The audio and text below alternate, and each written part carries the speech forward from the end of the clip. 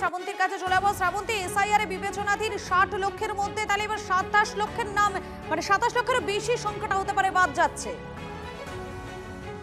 একেবারেই দেখো, এবার যেরকম ভাবে সাপ্লিমেন্টারি তালিকা পরপর এসেছে এবং সেখানে দেখা যাচ্ছে যে বিবেচনাধীন যে ভোটাররা ছিলেন তাদের মধ্যে 44% প্রায় বাদ গেছে। এক্ষেত্রে শীর্ষ আদালতে দুপুরবেলায় কমিশনের পক্ষ থেকে জানানো হয়েছিল যে এই পরিমাণ বাদ, অর্থাৎ 55%-এর ভোটারের নাম ইনক্লুড হলেও বাদ বাকি 45%-এর নাম প্রায় বাদিক তালিকায় থাকছে এবং সেক্ষেত্রে রাত্রিবেলা যে তালিকা ফ্রিজ হয়ে যাচ্ছে তার আগে দেখা যাচ্ছে যে সাপ্লিমেন্টারি তালিকায় 27 লক্ষ মানুষের নাম বাদ গেছে।